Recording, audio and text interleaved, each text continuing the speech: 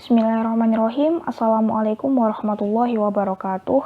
Hamdan wa syukran lillah, sholatan wa salaman ala rasulillah, amma ba'd. Yang terhormat Ustazah Samsul Susilawati selaku dosen pengampu mata kuliah pengembangan media pembelajaran PAI dan juga teman-temanku yang berbahagia.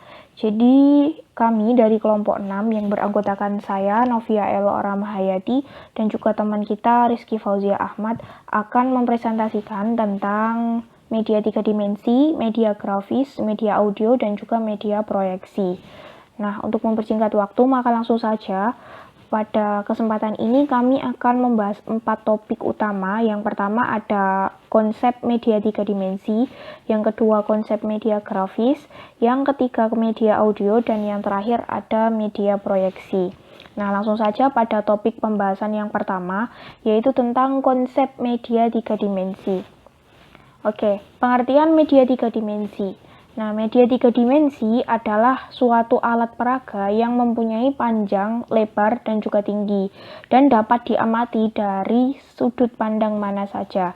Nah, kelompok media 3 dimensi ini dapat berwujud sebagai benda asli, baik itu benda hidup atau mati, dan juga dapat pula berwujud sebagai tiruan yang memiliki wujud asli seperti benda aslinya, seperti itu. Selanjutnya, jenis-jenis media pembelajaran 3 dimensi, di sini ada 5. Yang pertama yaitu model padat atau solid model. Model padat atau solid model yaitu memperlihatkan bagian permukaan luar daripada objek dan seringkali membuang bagian-bagian yang membingungkan gagasan-gagasan utamanya dari bentuk, warna, dan susunannya. Jelas saja yang disebut model padat pasti bentuknya padat atau solid. Selanjutnya ada model penampang atau gateway model. Gateway model yaitu memperlihatkan bagaimana sebuah objek itu tampak apabila bagian permukaannya diangkat untuk mengetahui susunan bagian dalamnya. Nah, model gateway ini berguna untuk mata pelajaran biologi karena berfungsi untuk mengganti objek sesungguhnya. Jadi, model gateway ini seperti model yang menunjukkan bagian aslinya itu hanya sebagian saja apabila bagian utamanya itu dibuka. Contohnya ketika pembelajaran biologi yang pada bab anatomi atau struktur tubuh hewan. Nah, biasanya kan menggunakan media 3 dimensi anatomi yang dibuka. Oh, jadi struktur tubuh hewan itu seperti ini, ada ini saja dan lain sebagainya, seperti itu. Yang ketiga ada model kerja atau working model. Working model yaitu tiruan dari objek yang memperlihatkan bagian luar dari objek asli. Gunanya untuk memperjelas dalam pemberian materi kepada siswa. Ini contohnya juga bagaimana gunung berapi, gunung yang masih aktif itu mengeluarkan lahar. Nah, itu nanti ada media pembelajarannya seperti tiruan gunung yang miniatur gunung seperti itu. Kemudian bagaimana lava itu bisa keluar, mengalir keluar, disebabkan oleh apa dan lain sebagainya. Nah, itu merupakan contoh dari working model atau model kerja. Selanjutnya ada mock-up. Mock-up yaitu penyederhanaan susunan bagian pokok dan suatu proses atau sistem yang lebih ruwet. Guru menggunakan mock-up ini biasanya untuk memperlihatkan bentuk berbagai objek nyata, seperti kondensator-kondensator, lampu-lampu tabung, pengeras suara, lambang yang berbeda dengan apa yang tertera di dalam diagram. Jadi mock-up itu bahasa sederhananya sebuah alat peraga atau media pembelajaran yang fungsinya itu menyederhanakan dari struktur aslinya yang lebih ruwet. Contoh gampangnya adalah cara kerja PLTN. Jadi bisa dibuat dari tabung-tabung kecil, kemudian ada selang-selang kecil. Nah, di dalam mockup ini nanti bisa diputar. Jadi gimana sih PLTN itu bisa menghasilkan listrik, mulai dari mana saja alurnya, bagaimana, dan lain sebagainya. Itu dapat diperagakan dengan media pembelajaran mockup. Yang selanjutnya ada diorama. Nah, diorama ini adalah sebuah pemandangan 3 dimensi mini bertujuan menggambarkan pemandangan sebenarnya. Jadi, contohnya ingin mengetahui bagaimana kawasan dataran tinggi. Nah, itu dibikin diorama. Biasanya itu dalam sebagian saja, kayak ada kertas berdiri dan juga yang datar. Nah, kemudian di tengah-tengahnya itu ada kayak gunung yang menjulang tinggi, kemudian ada persawahan atau dataran rendah, dan lain sebagainya. Nah, itu tujuannya adalah untuk memberi pembelajaran kepada siswa bahasanya bentuk dataran tinggi itu seperti ini loh, bentuk dataran rendah itu seperti ini loh bentuknya dalam bentuk miniatur. Nah, itu dapat dilihat juga dari berbagai arah atau berbagai sudut seperti itu. Nah, selanjutnya ini adalah beberapa contoh model gambar dari beberapa jenis media pembelajaran 3 dimensi. Yang pertama ada solid model.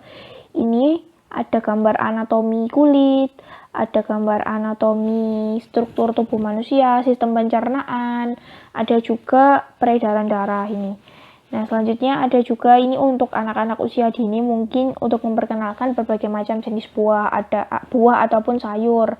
Nah, ini dalam bentuk nyata, tapi bentuknya itu sebagai barang tiruan, jadi bukan bentuk asli, yang menyerupai buah, yang menyerupai sayur, dan lain sebagainya. Yang kedua ada Kitway. Kitway itu ini sistem anatomi juga, kerangka.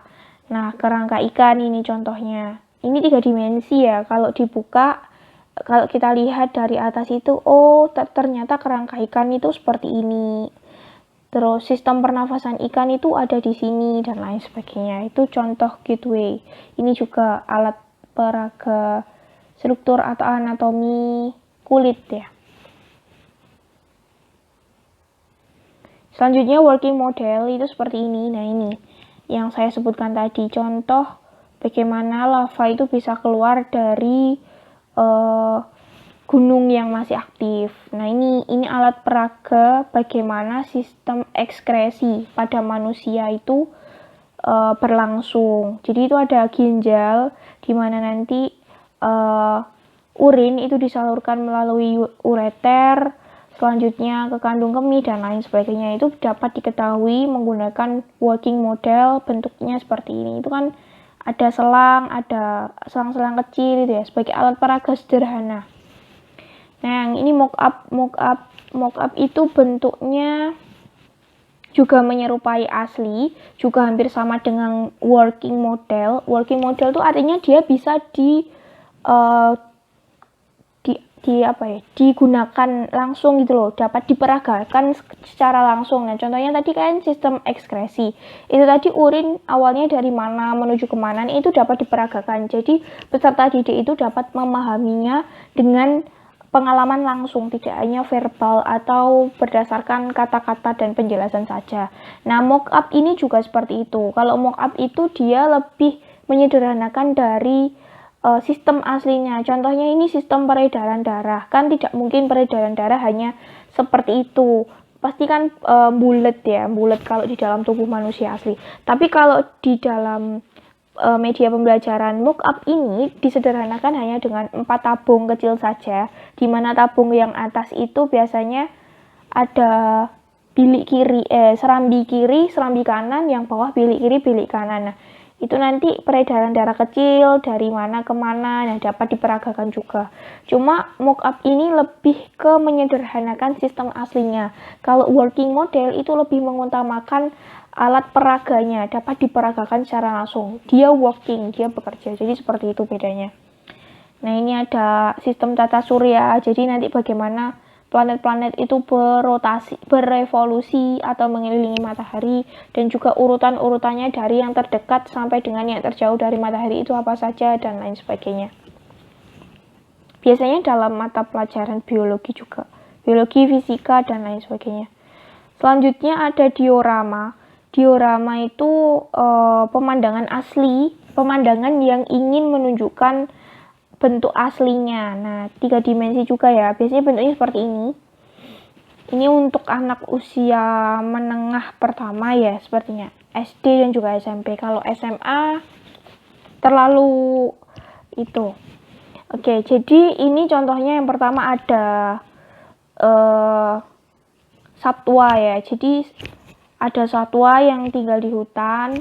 Mungkin satwa di Asia itu apa saja. Nah, ini bisa digambar pemandangan, kemudian satwa-satwanya apa saja. Jadi menarik peserta didik untuk mempelajarinya dan juga mudah untuk mengingatnya. Oh, jadi di Asia itu satwanya ini. Kalau di Eropa itu ini dan lain sebagainya. Seperti itu. Nah, yang bawah itu juga sama. Ini adalah contoh media pembelajaran diorama. Selanjutnya kita masuk ke karakteristik media pembelajaran 3 dimensi. Jadi karakteristiknya yang pertama, media 3 dimensi itu penggunaannya itu praktis dan tidak memerlukan banyak proses. Jadi contohnya working model tadi kan praktek ya, peraga. Jadi gimana sih sistem ekskresi urin dari mana ke mana itu langsung dipraktekkan, tidak perlu. Jadi selama praktek itu juga termasuk kita pendalaman materi gitu loh. Yang kedua, menyajikan materi secara terpadu, dengan kata lain mudah untuk dipahami oleh siswa. Jadi lebih mudah dipahami oleh siswa karena langsung diperagakan, langsung ada prakteknya, tidak hanya verbal atau penjelasan saja. Yang ketiga, melibatkan siswa dalam penggunaannya. Jadi siswa bisa langsung mencoba. Oh, ini kalau diputar dari sini alurnya ke sini. Jadi lebih memudahkan siswa untuk menghafal dan juga memahami materi yang dipelajarinya. Yang selanjutnya, penyampaian materi dapat dilakukan secara serentak. Jadi contohnya kayak tadi penggunaan PLTN, sistem sederhananya PLTN. Siswa dapat berkumpul pada satu meja, mungkin dibuat kelompok terlebih dahulu. Jadi kelompok pertama nanti berkumpul di sekeliling meja dan guru menjelaskan, kemudian memperagakan secara langsung, siswa mengamati, mencatat dan lain sebagainya. Kemudian kelompok kedua sama halnya seperti itu. Jadi dapat dilakukan secara serentak, tidak harus satu persatu. Tapi kalau siswa mau mencoba bisa satu persatu seperti itu. Yang terakhir, mengatasi ruang, waktu dan indera. Jadi lebih mempermudah ya, intinya 3 dimensi itu lebih mempermudah siswa untuk memahami dan juga dapat melakukan praktek secara langsung. Itu karakteristiknya. Nah, selanjutnya ada kelebihan dan kekurangan media 3 dimensi. Jadi kelebihannya itu ada memberikan pengalaman secara langsung, jelas. Yang kedua, penyajiannya secara konkret dan menghindari verbalisme. Tadi tidak hanya penjelasan dan juga omong doang atau hanya verbal saja, tetapi ada praktisnya. Yang ketiga, dapat menunjukkan objek secara utuh, baik konstruksi maupun cara kerjanya. Tadi contohnya konstruksi itu bagaimana struktur atau anatomi kerangka hewan, kemudian bagaimana sistem ekskresi berlangsung dan lain sebagainya. Yang selanjutnya, dapat memperlihatkan struktur organisasi secara jelas. Yang terakhir, dapat menunjukkan alur suatu proses secara jelas. Itu beberapa kelebihan dari media 3 dimensi. Yang selanjutnya, kekurangan media 3 dimensi. Nah, tidak bisa menjangkau sasaran dalam jumlah. Yang selanjutnya, penyimpanannya memerlukan ruang yang besar dan juga perawatan yang rumit. Jadi karena butuh perawatan yang khusus, karena kalau tidak dirawat nanti kan akan mudah rusak dan tidak berfungsi dan lain sebagainya. Jadi media pembelajaran 3 dimensi itu membutuhkan ruang yang lebih luas dalam penyimpanannya dan juga membutuhkan tenaga ekstra dalam perawatannya, seperti itu. Yang selanjutnya, untuk membuat alat peraga 3 dimensi ini membutuhkan biaya yang besar. Jadi mungkin membuatnya membutuhkan biaya yang besar, kalau tidak membelinya juga mahal. Jadi membutuhkan biaya yang lebih lah. Nah, yang terakhir, anak tunanetra sulit untuk membandingkannya. Jadi ini adalah salah satu kekurangan yang menurut saya paling utama sih. Karena untuk anak berkebutuhan khusus, mohon maaf, untuk yang tunanetra atau tidak bisa melihat, dia tidak akan bisa belajar menggunakan media 3 dimensi ini, kecuali dalam satu aspek, yaitu perabaan. Tapi kalau 3 dimensi ini kan lebih ke visualisasi dan juga konkretnya. Nah, susahnya anak 3 dimensi itu anak tunanetra itu tidak bisa belajar menggunakan media 3 dimensi ini, seperti itu. Oke, selanjutnya kita masuk ke media grafis. Jadi media grafis itu adalah media visual yang menyajikan fakta, ide, atau gagasan melalui penyajian kata-kata, kalimat, angka-angka, dan simbol ataupun gambar. Nah, media grafis ini mengutamakan indera penglihatan dengan menuangkan simbol komunikasi visual dan simbol pesan yang harus dipahami. Jadi mungkin letak atau titik perbedaan dari media 3 dimensi dan juga media grafis. Kalau media 3 dimensi itu media yang konkret atau nyata dan menyerupai wujud aslinya, dan juga dapat diamati dari berbagai sudut pandang. Tapi kalau media grafis itu juga lebih mengutamakan visualnya, sama-sama mengutamakan visualnya antara 3 dimensi dan grafis. Tetapi kalau grafis ini hanya dapat dilihat atau dinikmati dalam satu sudut pandang saja. Jadi tidak juga menyerupai gambar konkretnya atau wujud konkret asli bendanya, seperti itu. Nah, jenis-jenis media grafis itu ada beberapa, ada 9 kalau tidak salah. Yang pertama ada grafik. Nah, grafik yaitu penyajian data yang berangkat melalui perpaduan antara angka, garis, dan juga simbol. Angka, garis, dan juga simbol ini contohnya grafik. Grafik pun itu ada beberapa jenis. Ada grafik batang, ada grafik lingkaran, ada grafik bergambar, dan lain sebagainya. Tapi secara umumnya gambar grafik itu seperti ini. Biasanya grafik itu pasti ada dalam mata pelajaran matematika. Selain itu juga ada geografi dan lain sebagainya yang menggunakan grafik. Yang selanjutnya ada diagram. Nah, diagram yaitu gambaran yang sederhana yang dirancang untuk memperlihatkan hubungan timbal balik yang biasanya disajikan melalui garis-garis atau simbol-simbol. Kalau diagram itu menunjukkan adanya hubungan timbal balik. Nah, diagram sendiri juga ada banyak jenisnya. Ada diagram batang, diagram lingkaran, diagram Venn, dan lain sebagainya. Yang selanjutnya ada bentuk bagan. Nah, bagan yaitu perpaduan sajian kata-kata, garis, kemudian simbol yang merupakan ringkasan dari suatu proses, perkembangan, atau hubungan-hubungan penting. Jadi, misalnya proses pencernaan manusia itu juga bisa digambarkan melalui bentuk bagan.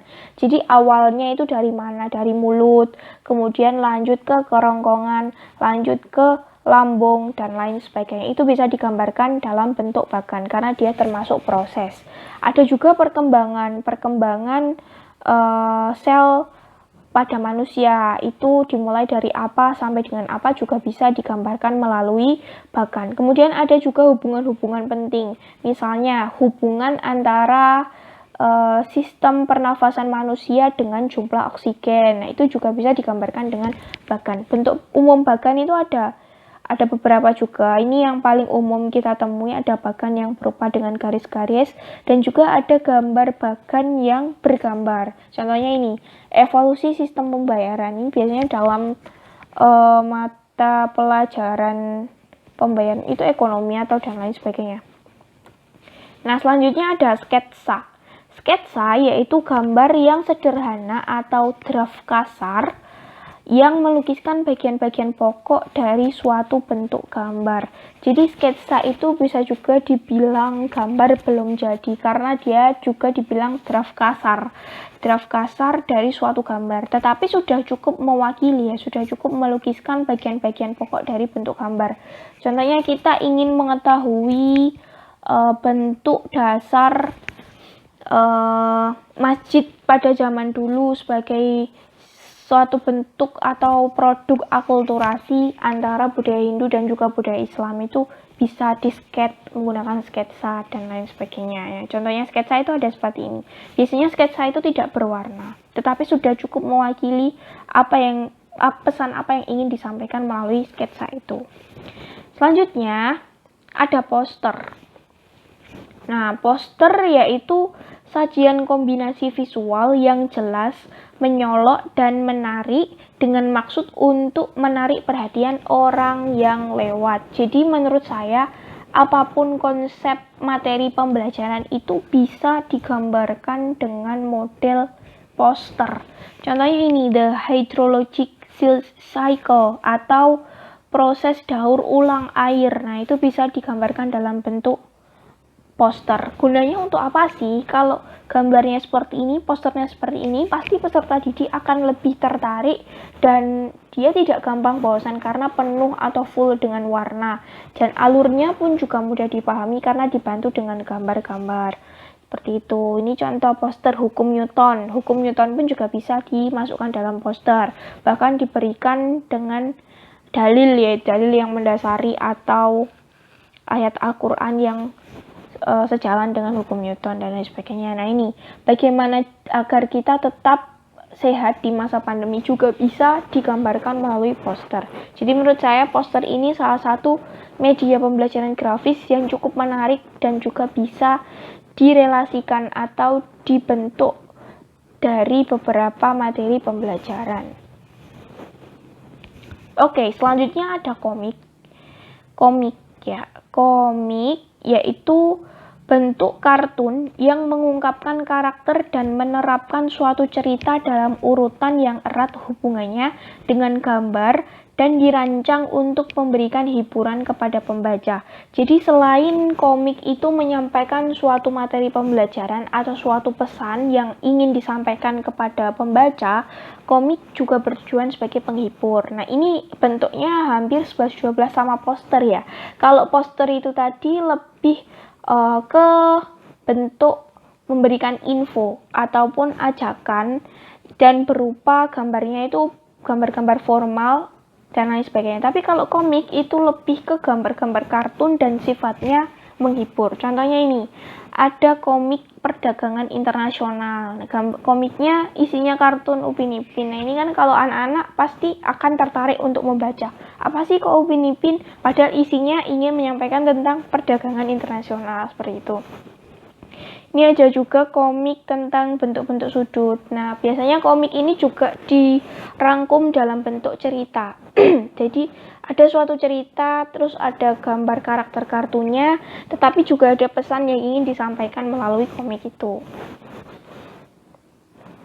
Yang selanjutnya ada media foto. Nah, untuk media foto ini yaitu gambar diam atau biasa disebut still picture, yang artinya sajian visual dalam foto yang tidak bergerak. Jadi ya hanya foto saja. Ketika contohnya kita ingin menjelaskan tentang stalagmit atau stalaktit ya, kita cantumkan fotonya. Oh, stalagmit, stalaktit itu seperti ini loh gambarnya. Tetapi foto ini menurut saya kurang efektif apabila langsung hanya diberikan berupa gambar saja. Tetapi juga harus disertai dengan penjelasan-penjelasan verbal dan lain sebagainya. Nih foto kawah, kemudian foto sistem pencernaan hanya foto saja, seperti itu. Yang selanjutnya ada papan flanel. Nah, papan flanel yaitu papan yang berlapis kain flanel untuk menyajikan gambar atau kata-kata yang mudah ditempel dan mudah pula dilepas. Contohnya papan flanel itu ini. Ada contohnya satwa-satwa juga untuk pembelajaran anak-anak usia dini atau anak sekolah dasar. Ini sangat cocok sekali karena menurut saya ini juga menarik. Bisa dilepas. Nah, ini juga contoh belajar kata, menyusun kata ini kan bisa dirubah-rubah, bisa dilepas, bisa dipasang lagi dan lain sebagainya. Tapi bahan dasarnya flanel, makanya disebut sebagai papan flanel. Yang terakhir ada bulletin board. Nah, bulletin board itu adalah sebuah papan biasa tanpa dilapisi kain flanel. Nah, gambar-gambar atau tulisan-tulisan biasanya langsung ditempel dengan menggunakan lem atau alat penempel lainnya. Biasanya kita menjumpai jenis pembelajaran bulletin board itu, contohnya adalah mading yang paling banyak kita temui. Mading. Nah, bedanya dengan papan flanel yaitu kalau bulletin board tidak ditempeli flanel, kalau papan flanel jelas ditempeli flanel dan bisa mudah untuk dilepas dan juga dipasang kembali. Tapi kalau bulletin board ini lebih ke dalam jangka panjang atau seterusnya, tidak gampang dirubah-rubah dan lain sebagainya. Paten gitu. Ini contohnya bulletin board. Oke, langsung saja kita masuk ke karakteristik media pembelajaran grafis. Nah, yang pertama bersifat konkret, jelas. karena menampilkan gambar ya, grafis. Yang kedua, dapat mengatasi batasan ruang dan waktu. Jadi tadi kalau di media pembelajaran 3 dimensi, karakteristiknya dia butuh tempat yang luas dan juga energi yang lebih untuk merawatnya. Tetapi kalau grafis ini dapat mengatasi batasan ruang. Jadi kalau tidak punya ruang yang cukup untuk menyimpan sebuah media pembelajaran, kalau grafis ini kan cukup ringkas sekali, hanya berupa gambar, jadi tidak membutuhkan ruang yang banyak dan juga mungkin tidak membutuhkan perawatan yang khusus untuk merawatnya, seperti itu. Yang ketiga, dapat memperjelas suatu masalah. Yang keempat, harganya murah dan dapat digunakan dan mudah didapat serta digunakan. Jadi kalau 3 dimensi tadi mahal, tetapi dia menarik juga dan mudah untuk dipahami oleh para siswa. Kalau grafis ini murah, dia mudah didapatkan, tapi mungkin juga dalam sebagian mata pelajaran dia juga mudah untuk dipahami, tapi untuk sebagian lagi mungkin lebih efektif menggunakan media 3 dimensi. Jadi karakter mata pelajaran itu juga mempengaruhi media pembelajaran yang digunakan, seperti itu. Kemudian terkadang memiliki ciri abstrak pada jenis media diagram. Nah, ini biasanya susah untuk dipahami oleh kaum awam atau orang-orang yang belum pernah melihat diagram sebelumnya. Kemudian cara bacanya itu seperti apa, cara memahaminya seperti apa. Nah, itu ya dimaksud abstrak ya. Yang selanjutnya, ada ringkasan visual suatu proses. Kemudian terkadang menggunakan simbol-simbol verbal pada jenis media grafik dan mengandung pesan yang bersifat interpretatif. Itu tadi beberapa karakteristik media pembelajaran grafis. Yang selanjutnya, kelebihan dan kekurangan dari media pembelajaran grafis. Yang pertama, kelebihannya yaitu mempermudah dan mempercepat pemahaman siswa terhadap pesan yang disampaikan. Kemudian dapat dilengkapi dengan warna-warna sehingga lebih menarik, sama seperti media 3 dimensi. Yang tiga, membuatnya mudah dan harganya murah, karena tidak butuh keterampilan khusus. Mungkin kalau grafis jenis komik tadi kan hanya perlu krayon, spidol, dan lain sebagainya. Yang keempat, memperbesar perhatian siswa. Yang terakhir, membantu mengatasi keterbatasan siswa. Jadi kalau mungkin siswa hanya dijelaskan menggunakan penjelasan verbal saja atau kata-kata saja akan sulit membayangkan dan memahami. Tapi kalau dibantu dengan media grafis, contohnya komik, oh alur perdagangan itu seperti ini, oh cara kerja sistem penyerahan itu seperti ini, ada gambarnya. Nah, itu lebih mudah dipahami. Itu beberapa kelebihannya. Kelemahannya ada yang pertama, membutuhkan keterampilan khusus dalam pembuatannya, terutama untuk grafis yang lebih kompleks. Contohnya ya komik tadi membutuhkan keterampilan khusus kan. Gimana caranya agar warna yang dipadu-padankan itu sesuai. Gimana caranya menyejajarkan gambar dengan kata-kata supaya tidak terlihat membosankan dan mudah dipahami. Nah, itu kan juga butuh keterampilan khusus seperti itu. Kemudian yang kedua, penyajian pesan hanya berupa unsur visual, tidak ada unsur konkret atau peraganya. Jadi inilah yang membedakan antara media grafis dan media 3 dimensi. Kalau media 3 dimensi tadi visual sekaligus konkret dan langsung bisa diperagakan, dipraktekkan. Tapi kalau media grafis itu hanya visual saja, tidak bisa dipraktekkan. Kita hanya bisa membayangkan, hanya bisa melihat dan membayangkan. Itu bedanya media grafis dan media pembelajaran 3 dimensi. Untuk selanjutnya, media audio dan juga media proyeksi akan dijelaskan oleh teman kita, Mas Rizky Ahmad. Bismillahirrahmanirrahim. Assalamualaikum warahmatullahi wabarakatuh.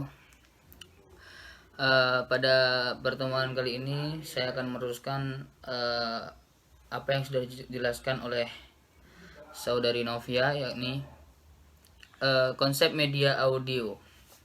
Yang pertama, pengertian media audio. Media audio adalah bahan mengandung pesan dalam bentuk auditif atau dalam kurung pita suara atau piringan hitam yang dapat merangsang pikiran, perasaan, perhatian, dan kemauan siswa sehingga terjadilah sebuah pembelajaran.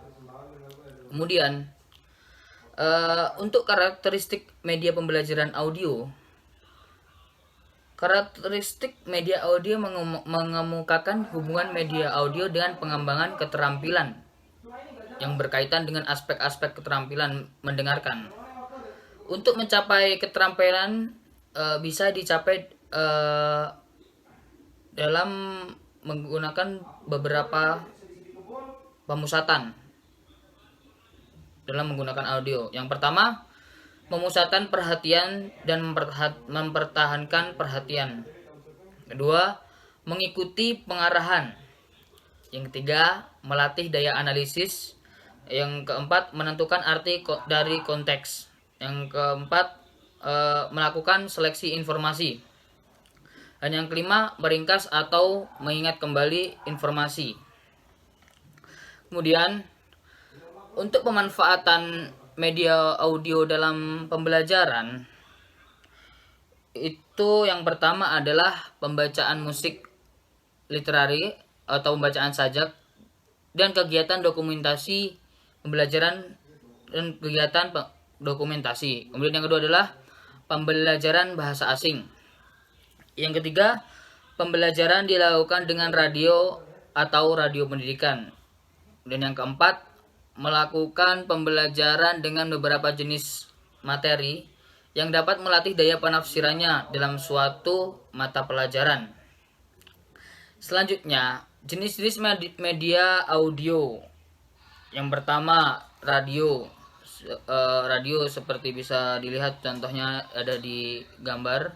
Kemudian rekaman suara seperti tape recorder, MP3 dan yang lainnya bisa dilihat di gambar. Terus selanjutnya telepon dalam kurung atau HP non 3G. Terus laboratorium bahasa yang tidak menggunakan monitor. Bisa dilihat contoh gambarnya. Yang kemudian kelebihan dan kekurangan media audio.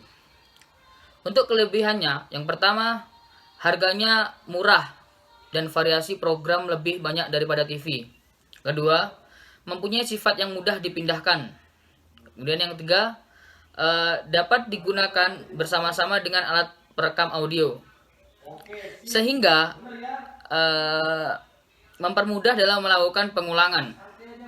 Yang keempat, dapat merangsang pendengaran peserta didik serta dapat mengembangkan daya imajinasi, yaitu seperti menulis, terus menggambar dan lain sebagainya. Kemudian dapat memusatkan perhatian peserta didik seperti membaca puisi, sastra, menggambar musik dan bahasa. Kurang lebih itu kelebihan dari media audio. Selanjutnya kita membahas tentang kekurangan media audio. Yang pertama, dalam sebuah rekaman sulit menemukan lokasi suatu pesan atau informasi. Jika suatu pesan atau informasi tersebut berada di tengah-tengah pita dan jika radio tidak memiliki angka penentuan putaran. Jadi bisa dikatakan apabila audio ini sudah diputar tetapi kita ingin mengulanginya. Nah, itu susah karena tidak ada angka untuk menandai. Nah, kemudian kecepatan rekaman dan pengaturan track yang bermacam-macam menimbulkan kesulitan untuk memainkan kembali rekaman yang direkam pada suatu mesin perekam yang berbeda. Selanjutnya, menginjak kepada konsep media proyeksi. Media proyeksi ini ialah media yang penggunaannya membutuhkan bantuan proyektor.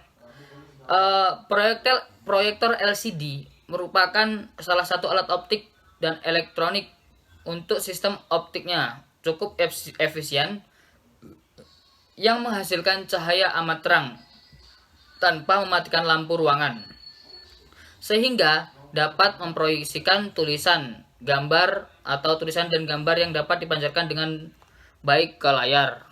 Nah, itu kurang lebih pengertian media proyeksi. Kemudian untuk pemanfaatnya dalam media pembelajaran, untuk penggunaan media ini dapat memvisualkan suatu pesan yang menarik tergantung bagaimana variasi yang digunakan guru.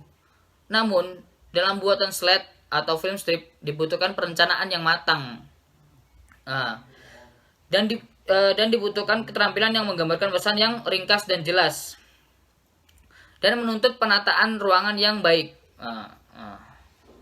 Pada kondisi saat ini atau alat-alat tersebut semakin jarang digunakan, terutama setelah berkembangnya adanya komputer yang mampu mampu memproyeksikan pesan dengan lebih baik dan lebih bervariatif. Nah, kemudian jenis-jenis media proyeksi dibagi dua, media proyeksi diam dan media proyeksi gerak. Untuk jenis yang pertama, media proyeksi diam yang terdiri OHP. Yang pertama OHP dan OHT.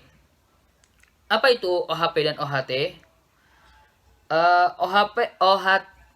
OHP ialah overhead projector, ialah sebuah media yang digunakan untuk memproyeksikan program-program transparansi pada sebuah layar. Yang biasanya digunakan untuk menggantikan papan tulis. Itu yang dimaksud dengan OHP. Kemudian yang OHT ini adalah overhead transparansi, ialah media visual yang diproyeksikan melalui alat proyeksi yang disebut OHP tadi. Kemudian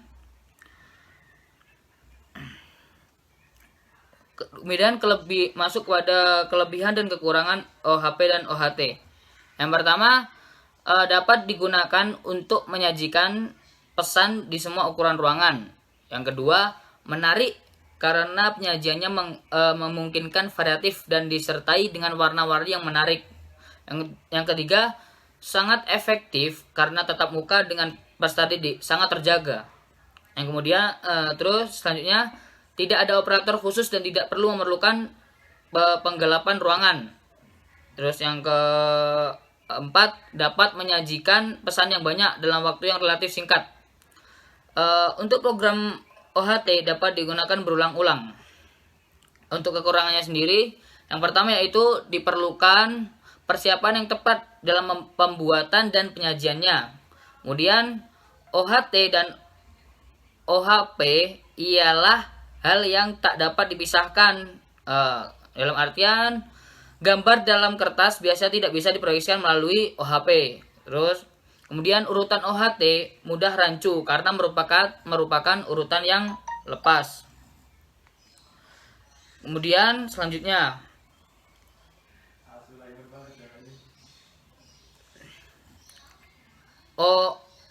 kemudian opaque projector. Apa itu yang dimaksud dengan media opaque projector? Media ini mode tak tembus pandang adalah media yang digunakan untuk memproyeksikan bahan dan model yang baik berbentuk 2 dimensi maupun yang 3 dimensi. Untuk kegunaannya biasanya dapat pula digunakan untuk memproyeksikan film bingkai atau slide, tetapi tidak dilengkapi dengan tape recorder.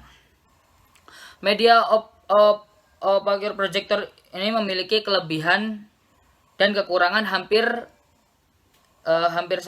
sama dengan media OHP dan media slide. Maka dari itu opaque projector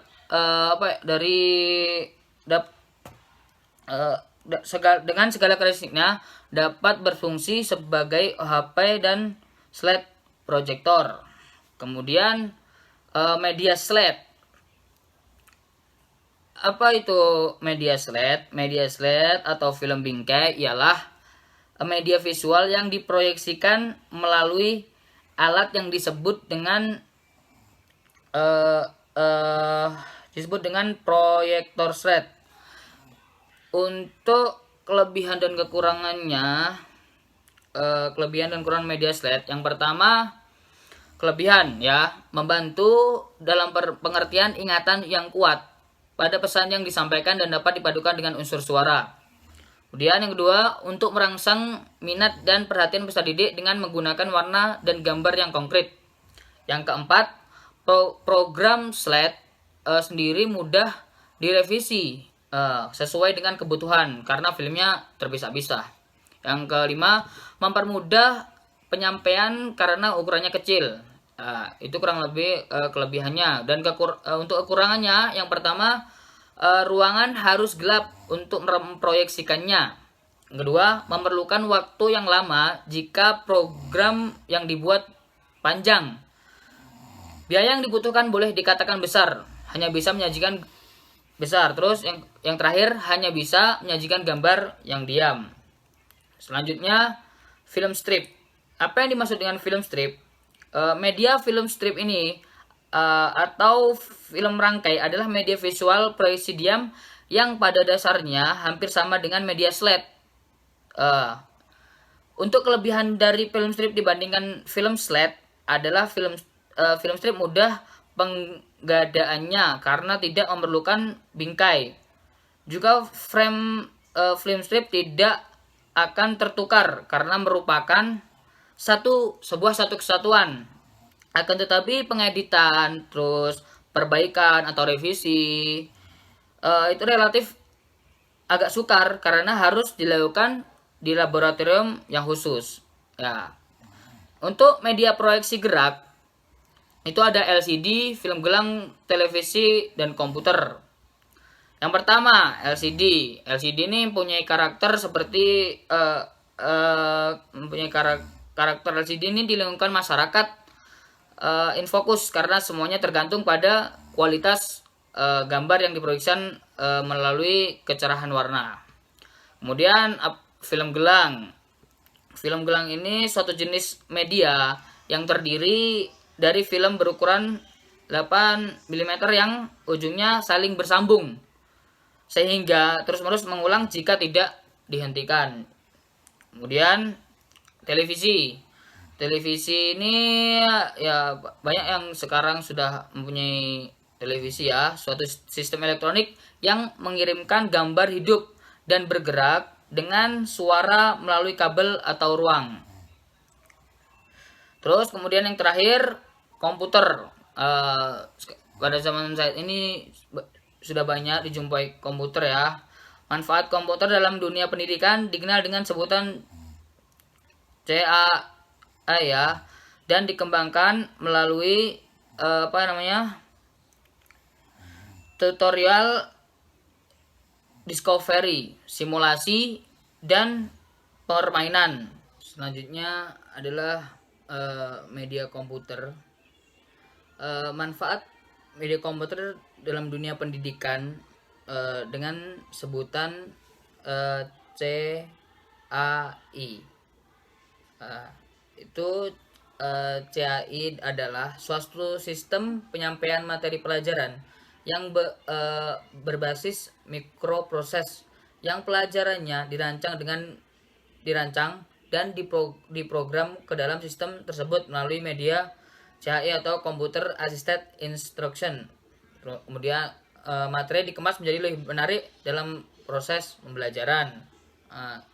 Kemudian dan dikembangkan melalui tutorial, discovery, simulasi, dan permainan.